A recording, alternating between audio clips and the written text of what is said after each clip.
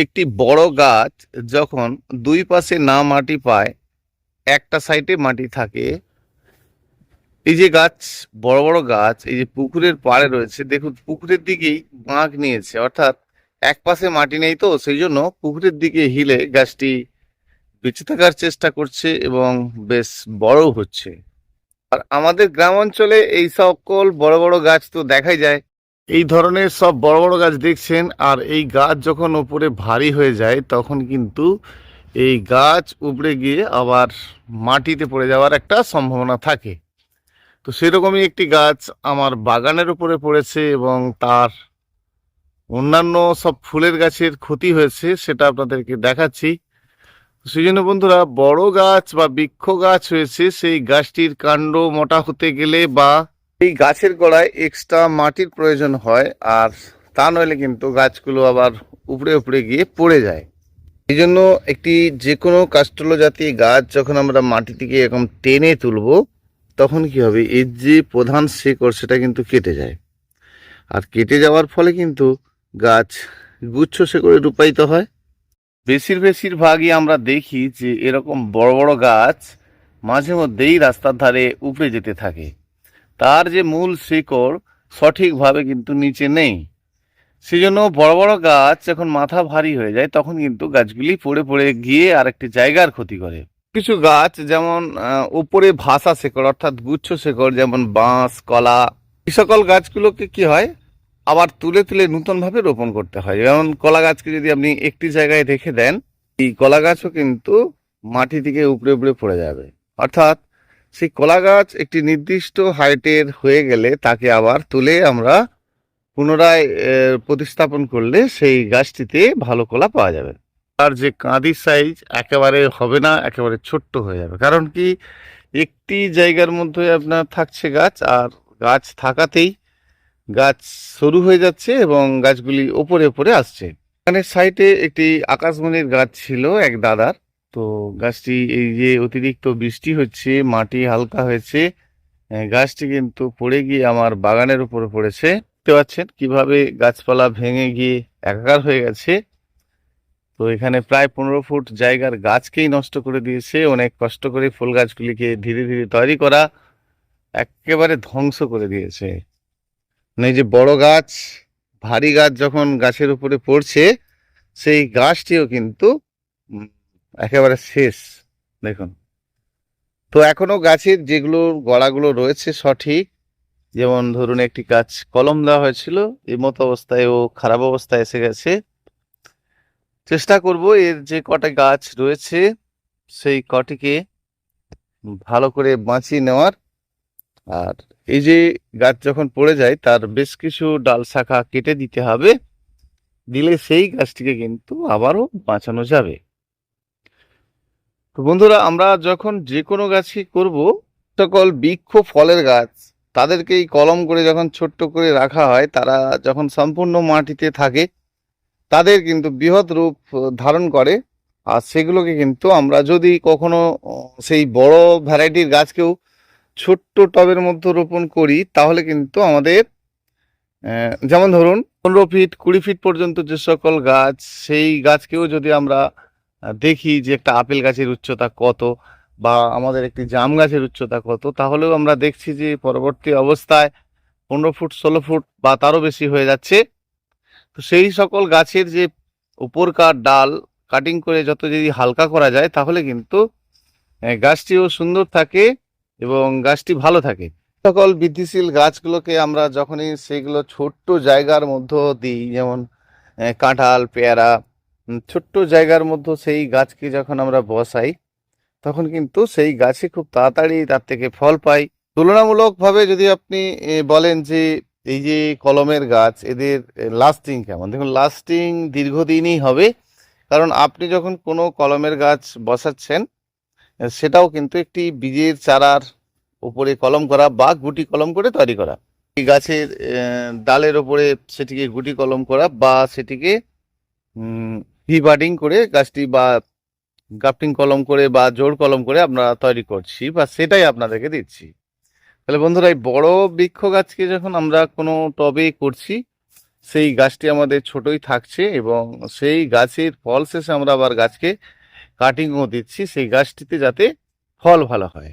কোনো বৃক্ষ জাতীয় গাছের উপরে যখন কলম করে, ধরুন এই কাঁঠাল গাছ, এই কাঁঠাল গাছের নিচে একটি আলাদা দেশীয় কাঁঠাল গাছ, আর তার উপরে এই কলম করা ডালটি বসিয়ে চারাটি তৈরি করা, সেজন্য একটি টবের মধ্যে ছোট্ট গাছে এই গাছ থেকে ফল পাওয়া যাবে। কিন্তু আমাদের যে কাজগুলি করতে হবে, গাছের যে ভারী ডাল যদি আমরা কলমের ছোট গাছই হোক বা বড় বৃক্ষ গাছই হোক যদি না করি, তাহলে সেই যে গাছের ভারে কিন্তু আবার গাছটি একটি উপড়ে পড়ে যাওয়ার একটা সম্ভাবনা থাকে। আমরা যখন গাছে ফল নেব না, গাছের অনেক ডাল শাখা বের করব, তখন কিন্তু আমরা গাছের এক্সট্রা যে সকল ডালগুলি ভালো নেই, মানে রুগ্ন রুগ্ন রয়েছে, সেই গাছটিকে ঝাঁকড়া করার জন্য আমরা সেই এক্সট্রা ডালগুলো কাটিং করে দিই। তাতে কি হয়, গাছটি ছোট্টর উপরে গোলগাল চেহারার হয় এবং নতুন নতুন ডাল শাখা বেরোতে থাকে। কোনো কলমের ফল গাছ যখন আপনি মাটিতে দেবেন, সেই গাছ কিন্তু আপনার মাটি পেয়ে মানে কিন্তু বেশ বড় হতে থাকবে। আমরা অনেকেই চিন্তা করি যে এই কলমের গাছ মানেই সব সময় ছোট থাকবে। দেখুন, সেই গাছ যখন আপনি মাটিতে দেবেন, এই যে আম গাছ রয়েছে, এটা হচ্ছে আম্রপালি আমের গাছ, আর এই গাছটি এখন প্রায় 15 ফুটের বেশি তো কম নয়। তো কলমের গাছ মাটিতে থাকলে সেই গাছ কিন্তু আর ছোট থাকবে না, সেই ছোট গাছ থেকে আপনাকে ফল দেবে। সেই জন্য গাছকে ছোট রাখতে হলে আপনাকেই ছোট করতে হবে। এই গাছের যে কোনো সময় ডাল কাটিং করে দেওয়া নয়, গাছে ফল শেষ হলেই গাছকে যখন আপনারা কাটিং দেবেন, এটা কাটিমন আমের গাছ, আর এই কাটিমন আম গাছটাতে প্রচুর কাটিমন আম হয় এবং আমগুলো খুব সুমিষ্ট। 12 মাসি আম হিসাবে আপনারা এই গাছটি করতে পারেন, খুব ভালো একটি গাছ। সারা বছরই গাছটিতে আম থাকে। গাছটির বয়স খুব একটা বেশি নয়, প্রায় 2 থেকে 2.5 বছরের মতো। তাতেই দেখুন এখন 10 ফিট গাছের উচ্চতা হয়েছে। তো এই উপরের ডাল যেমন কাটিং করে গাছ বসাতে হয়, যে কোনো গাছের ডাল কখন কাটিং করব নয়, ফল থাকা অবস্থানে, ফল শেষ হলেই যে কোনো ফলের গাছ আমরা যদি ডাল কাটিং দিই, সেই গাছটি কিন্তু মাটিতেও ঝোপালো শেপে থাকে। হচ্ছে কালোপাতি সবেদার গাছ, আর এই যে মাটিতে রয়েছে বিশাল বড় হয়ে যাচ্ছে, প্রায় 15 ফুটের মতো হয়ে গেছে। প্রচুর পরিমাণে সবেদা হয়, সারাটা বছরই হয় এবং খুব ভালো খেতে এই সবেদা। এই গাছটি যখন আপনারা টবে করছেন, তখন কিন্তু আপনাদের এই গাছটি ছোটোর উপরই থাকছে। তাহলে আমরা অনেকেই ভয় পাই যে কলমের গাছ টবে রোপণ করব, হবে তো না, সেরকম কিছু নয় যে আপনি টবে করলে হবে না তা নয়। টবে করলে ছোট থাকবে সেই গাছ, আর সেই গাছে আপনাকে সঠিক পরিমাণে কিন্তু ফলও দিতে থাকবে। এই গাছকে আমরা ফল শেষে যেমন কলম দিয়ে দিই বা তাকে কাটিং করে আবার ছোট করি, তাহলে কি হয়, সেই গাছ সবসময়ের জন্য ভালো থাকবে। গাছ যখন ভারী হয়ে যায়, গাছের পাতা চাপ হয়ে যায়, তখন কিন্তু গাছের যখনই ভারী হবে তখনই কিন্তু গাছ পড়ে যাওয়ার একটা সম্ভাবনা থাকে। সেই জন্য প্রতি বছর ধরুন আপনার সিজনাল ফলের গাছ, তাহলে সেই গাছে আপনি ফল শেষেই কিন্তু নিজের মতো করে কাটিং দেবেন, অন্য সময় কিন্তু দেবেন না। আমরা অনেকে যেটা ভাবি যে এই সময় একবার কাটিং দিয়ে দিলে ভালো, এরকম নয়। ফল শেষ হলেই বা ফুল শেষ হলেই আপনারা কাটিং দেবেন। অনেক পরে দিলে তাহলে ফল হতে দেরি হবে। ধরুন আপনার এই সময় গাছে আম হওয়া শেষ হয়েছে, তাহলে আপনি কাটিং দিলেন, তাহলে সামনের সিজনের আমটা কিন্তু আপনি ফার্স্ট টাইমে পাবেন। ধরুন আপনি আরও 2 মাস পরে, এই সময় আম শেষ হয়েছে আপনার 2 মাস আগে, তারপরে আপনি আম গাছটিতে কাটিং দিয়েছেন, তাহলে পরের সময় যেটা, সেই সময় কিন্তু ডাল শক্ত সমর্থ না হলে আপনার ফলটা আসছে না। বিশেষ করে একবার করে যে সকল আমগুলো হয়, 12 মাসই নয়, সেই গাছের ডাল যখন ইচ্ছা কেটে দেওয়া যাবে না।